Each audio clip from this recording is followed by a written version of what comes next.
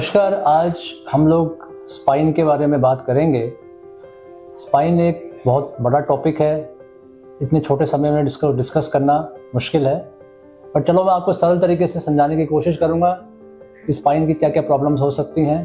पहली बात तो हमने जो स्पाइन को 3 हिस्सों में डिवाइड किया हुआ है, सर्वाइकल, थोरैसिक और लंबर। सर्वाइकल में 7 हड्डियाँ होती हैं, थोरैसिक में 12 हड्डियाँ होती है, 12 पसलियाँ होती हैं, तो 12 हड्डियाँ होती हैं, और लंबर में 5 हड्डियाँ होती हैं। इसके अलावा नीचे हमारे सैक्रम होता है और कॉसेक्स होता है। टोटल मिला के 33 वर्टिब्रल बॉडीज होती हैं।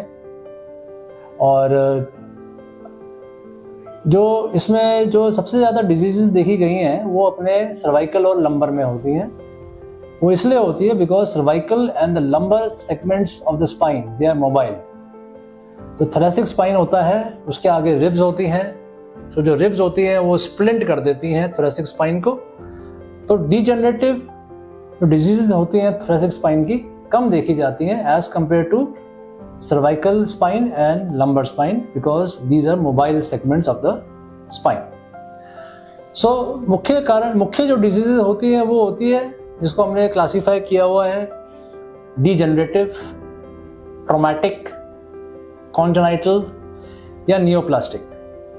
तो पहले अपन बात करते हैं degenerative. Degenerative because of poor posture, overweight, in various other causes हमने ये देखा है कि जो नसें होती हैं जो स्पाइन में से ट्रेवल करती हैं उन पे दबाव आ जाता है, और मुख्य कारण जो इसका होता है कि डिस्क का प्रोलैप्स होना, डिस्क का बाहर आ जाना। तो डिस्क क्या होती है, जो 2 हड्डियां होती हैं उनके बीच में एक गद्दी नुमा स्ट्रक्चर होता है जो मांस का बना होता है, और ये डीजनरेट होके फट के बाहर आ जाता है और नस को दबाना शुरू करता है। तो इसे हम कहते हैं डिस्क प्रोलैप्स। तो majority of patients which comes to us with degenerative disorders of the spine, they comes to us with disc prolapse and nerve root compression. इसके अलावा facetal hypertrophy, ligamentum flavum hypertrophy, ये आदि भी इनका जब hypertrophy होती है तो ये नस को दबाते हैं और लक्षण पैदा करते हैं।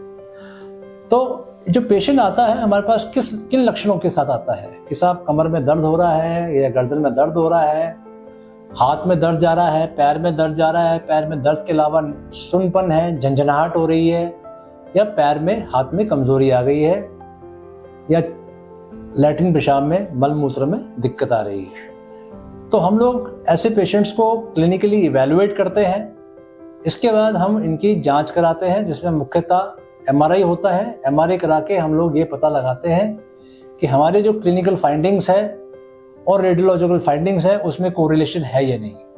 अगर क्लिनिको रेडियोलॉजिकल कोरिलेशन है और नस पे दबाव है तो हम लोग देन फिर ये डिसाइड करते हैं कि हमें इसको कंजर्वेटिवली मैनेज करना है या हमें इसको सर्जिकली मैनेज करना है। तो आजकल अगर मान लीजिए पेशेंट हमारे पास आता है डिस्क प्रोलैप्स का, तो हम लोग इसको छोटा सा चीरा लगा के एंडोस्कोप द्वारा, माइक्रोस्कोप द्वारा डिस्क को निकाल लेते हैं और नस को फ्री कर देते हैं। इसके अलावा अगर पेशेंट हमारे पास सिवियर लंबर कैनाल स्टेनोसिस के साथ आता है, जैसे कि उसके डिस्क प्रोलैप्स भी है, फैसेटल हाइपरट्रॉफी भी है, लिगामेंटम फ्लेवम हाइपरट्रॉफी भी है, और जो रास्ता है जो जहां से नस निकलती है वो सिकुड़ गया है, तो ऐसे में हम लोग डीकम्प्रेसिव लैमिनेटमी करते हैं, साथ में हम लोग स्पाइन को फिक्स भी कर देते हैं। हर पेशेंट में स्पाइन को फिक्स करना है या नहीं करना है वो कुछ फर्दर इन्वेस्टिगेशंस होते हैं, उस पर डिपेंड करता है। तो ये तो बात हुई डीजनरेटिव स्पाइन्स की। अब बात करते हैं ट्रॉमेटिक। ट्रॉमेटिक स्पाइन जो होती हैं, काफ़ी मरीज आते हैं हमारे पास कि साहब वो गिर गए ऊपर से, स्पाइन फ्रैक्चर हो गया, फ्रैक्चर होने के कारण नस पे दबाव आ गया, हाथ पैर में कमजोरी आ गई, तो हम इनको डिफरेंट मोडालिटी से ट्रीट करते हैं।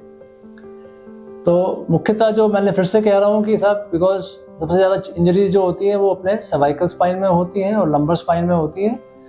तो ट्रॉमेटिक स्पाइन्स में नॉर्मली हम इनको ऑपरेट करके हम इसको फिक्स कर देते हैं। कभी कभी पेशेंट्स आते हैं कि साहब बहुत ही छोटी सी झटका लगा, हल्का सा फॉल हुआ है, हल्का सा झटका लगा है और उसके कारण दर्द हुआ है।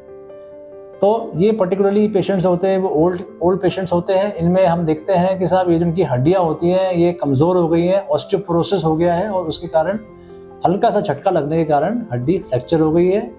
तो ऐसे पेशेंट्स में हम लोग एक उनके स्पाइन में हम लोग नीडल डाल के हम लोग सीमेंट को इंजेक्ट कर सकते हैं, जिसको हम लोग कहते हैं बलून काइफोप्लास्टी या वर्टिब्रोप्लास्टी। तो इससे क्या होता है कि जो बोन होती है उसको हम लोग स्ट्रॉन्ग कर देते हैं, उसको स्टेबल कर देते हैं, तो दर्द कम हो जाता है। तो ये बात हुई ट्रॉमेटिक की। फिर आई हमारी इन्फेक्टिव। कभी कभी इन्फेक्शन भी रीढ़ की हड्डी तक पहुंच जाता है, और इंडिया में तो most common cause of infection of spine is tuberculosis, because tuberculosis is endemic in India. So we see lot of patients with tuberculosis of the spine, because tuberculosis is a stigma, so we don't call it as a tuberculosis, we call it as Pott's spine. Potts कौन थे? Potts एक scientist थे जिनके नाम पे हम लोग ये टर्म यूज करते हैं। तो पेशेंट आया हमारे पास और हमने उसको डिटेक्ट कर लिया कि हाँ MRI करा के कि इसको Pott's spine है, इसको इन्फेक्शन है। तो हम लोग ऐसे पेशेंट्स में एंटी ट्यूबरकुलर ट्रीटमेंट चालू करते हैं।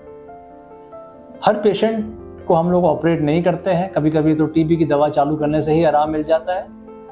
हाँ, उन मरीजों में जिनमें दबाव काफ़ी है, न्यूरोलॉजिकल डेफिसिट्स हैं, या मरीज ATT ले रहा है, उसके अलावा उसके बावजूद भी डेफिसिट्स आ रहे हैं, तकलीफ बढ़ रही है, तो ऐसे पेशेंट्स को हम लोग ऑपरेट करते हैं। इसके अलावा पायोजेनिक एब्सेस भी हो सकती है, और विभिन्न प्रकार के कारण और भी हो सकते हैं जिसके कारण इन्फेक्शन हो सकता है। फिर बात करते हैं कभी कभी कॉन्जेनाइटल डिसऑर्डर्स। कॉन्जेनाइटल डिसऑर्डर्स क्या होते हैं? कॉन्जेनाइटल डिसऑर्डर्स वो होते हैं, जैसे कभी अपन देखा होगा कि साहब छोटा बच्चा है, उसके पीछे पीठ पे फोड़ा हो गया, जिसको हम लोग कहते हैं मेनिंजोमाइलोसील, माइलोसील। तो ये जब बच्चा माँ के पेट में होता है तो उसके स्पाइनल कॉर्ड का जो विकास होता है, डेवलपमेंट होता है, वो प्रॉपर तरीके से नहीं होता है, जिस कारण से ये तकलीफ हो जाती है। तो इसका भी सफल इलाज होता है, ऑपरेशन द्वारा हम इसको ऑपरेट करके उस फोड़े को निकाल देते हैं और स्पाइनल कॉर्ड को हम लोग रिपेयर कर देते हैं। इसके अलावा भी कुछ कॉन्जेनाइटल प्रॉब्लम्स होती हैं जिसको हम कहते हैं अटलांटो-एक्सियल डिसलोकेशंस, जो जहाँ पे हमारा स्कल खत्म होता है और सर्वाइकल स्पाइन शुरू होती है। तो पहली जो दो हड्डियाँ होती हैं C1 और C2, C1 को हम लोग कहते हैं एटलस और C2 को हम लोग कहते हैं एक्सिस। तो अटलांटो-एक्सियल डिसलोकेशंस भी प्रेजेंट कर सकते हैं एज अ कॉन्जेनाइटल अबनॉर्मलिटी। तो इन बीमारियों का भी सफल इलाज हो सकता है। तो ये मैंने आपको एक तरीके से संक्षेप में समझाने की कोशिश करी है क्या क्या बीमारियां हो सकती हैं स्पाइन में और इसका इलाज कैसे संभव है।